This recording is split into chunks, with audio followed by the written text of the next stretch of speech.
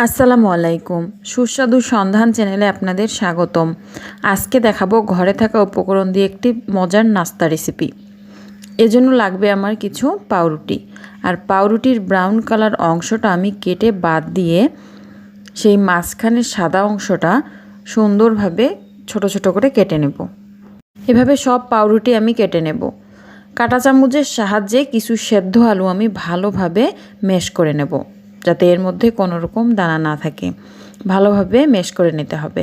এর মধ্যে দিব রসুন কুচি, পেঁয়াজ কুচি, দিব লাল মরিচের গুঁড়ো, সামান্য হলুদ গুঁড়ো, দিয়ে দিব ধনিয়া গুঁড়ো, দিব গোটা জিরে, দিব স্বাদমতো লবণ, আর দিব কিছু চাট মশলা। এরপর দিয়ে দিব সেই কেটে রাখা পাউরুটিগুলো।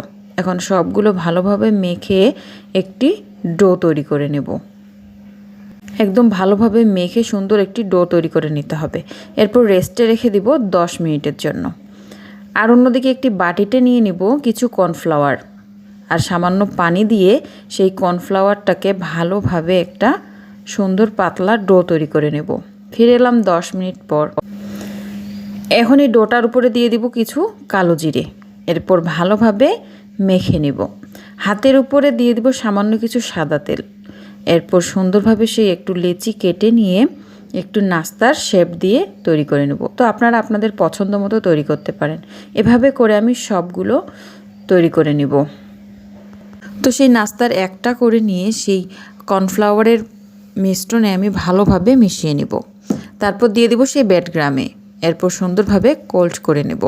তো এই পদ্ধতিতে কিন্তু আমি সবগুলো নাস্তা তৈরি করে নেব। তো দেখতেই পাচ্ছেন, এটি দেখতে কিন্তু ভীষণ মজার হয়েছে, তেমনি খেতেও অসাধারণ। এরপর চুলায় প্যান বসিয়ে দিয়ে দেবো তেল। তেলটা গরম হলে সে এক একটা করে নাস্তা সবগুলো আমি তেলের মধ্যে দিয়ে দিব। উল্টিয়ে পাল্টিয়ে ভালোভাবে একদম লাল লাল করে কিন্তু ভেজে নিতে হবে। এভাবে করে কিন্তু লাল লাল করে সবগুলো ভেজে নিতে হবে। এটি খেতে কিন্তু ভীষণ মজার। এভাবে সহজ পদ্ধতিতে আপনারা বাসায় তৈরি করতে পারেন, বাচ্চাদের টিফিনে কিংবা বিকেলে চায়ের সাথে। আজ এ পর্যন্তই। আল্লাহ হাফেজ।